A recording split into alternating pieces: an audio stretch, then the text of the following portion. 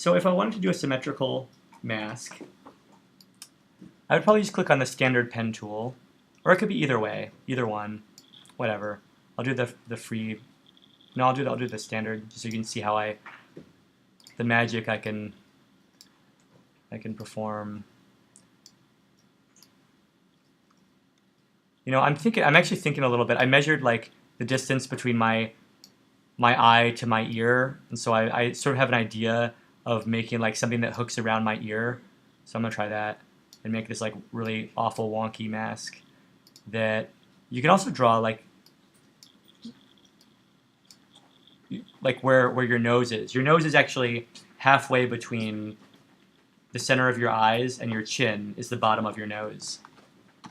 And there are, of course, there's variation in people's anatomy, but tends to be pretty close. So I've drawn like half the mask. If I wanted to do a symmetrical copy of that, I can click my path selection tool and then just like copy and paste it as I would anything else.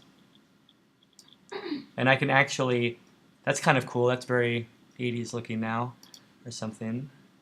And then I can transform it under the edit menu in the way that I would transform a selection.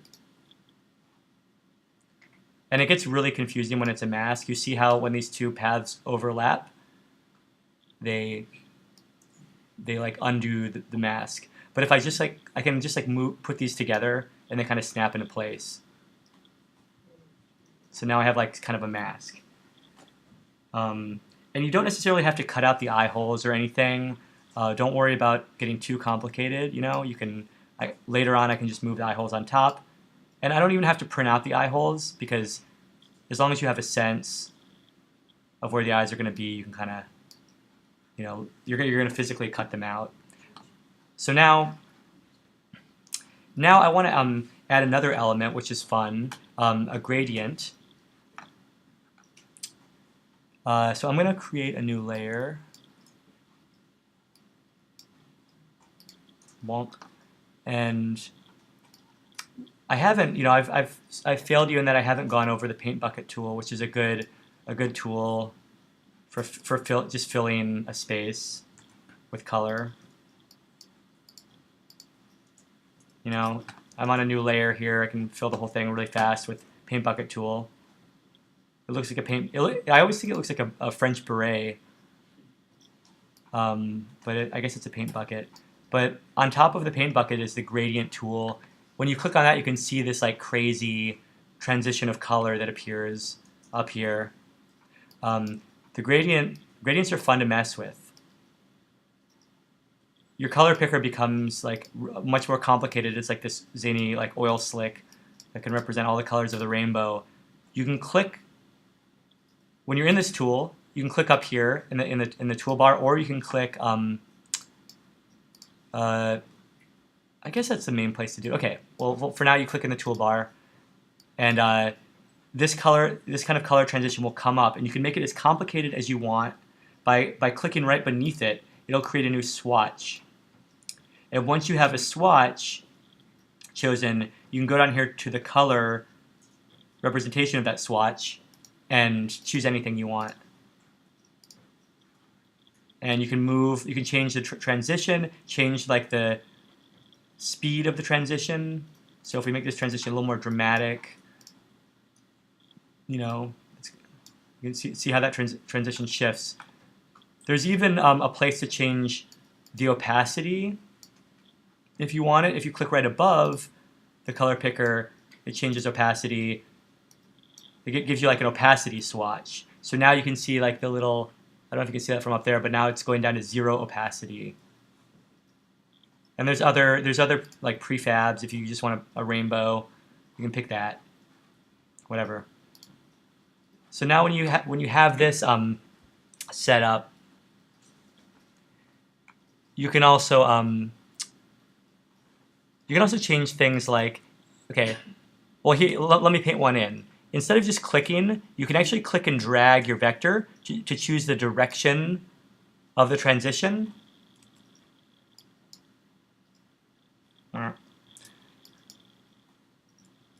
or like how long it takes to make that transition. If you drag further, it makes the gradient more spread out.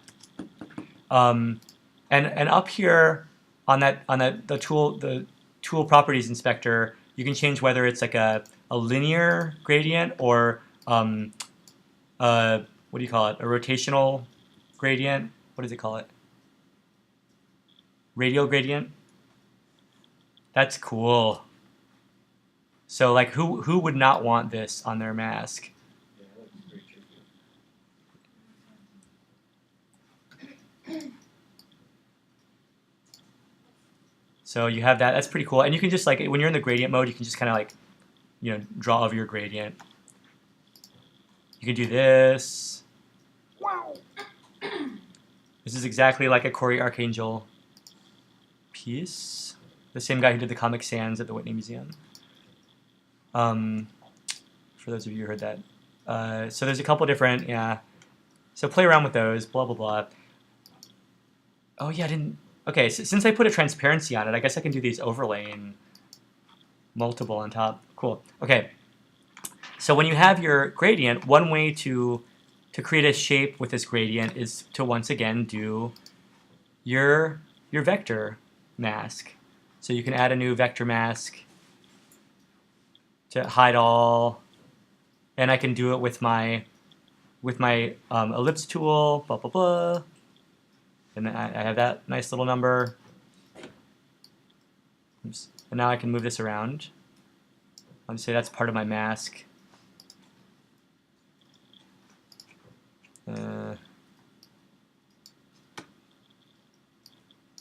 I'll like make it a little skinnier.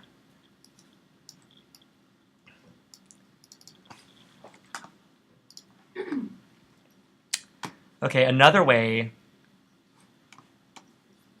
I'm going to show you another way to make a little gradient shape. If you want to go back to your ellipse tool, or we'll actually change it to be like a rectangle, or a polygon tool. Let's do polygon tool.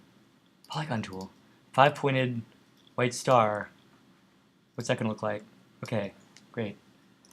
So you can do your 5-pointed white star, and make sure it's shape, not path. It looks like I'm making one of the band members from like the reboot of like Kiss or something. And I can do it a little simpler way is to draw a vector shape like that, and then I can just change the blending options. You probably remember from last week. You can also do a gradient via blending options in here. So you can also you have just as many options doing it this way. That's looking real groovy. I don't know. I'm not going to show my face with this thing, but so there you are. Other main points I wanted to cover. I guess that's pretty much it to get you started. Main point of this is to explore the path tool, path selection tool, and this vector mask a little bit, and play around. I would love it if you managed to finish up a mask today, and then you can send it over to me and I'll print it out for you. I don't know if it's really lame, but maybe it's something you can use. If you want to think about a multi-part mask as well, how things clip together. I have some tape, I have scissors to cut it out, I have a couple knives to cut it out, I have some yarn and some string to tie it on one's head. I have tape to tape things down. One thing that you might want to do before you send it to me to print is to make the drawing of the sketch of your head disappear, and possibly the sketch of your eyes. You can keep those in if you want a guide for how you cut, but definitely you don't want to print the image of your head. And so now you just have a mask to print. Okay, so I'll leave it at that, and if you have any questions about which people invariably will, about the pen tool and paths in general, feel free to ask.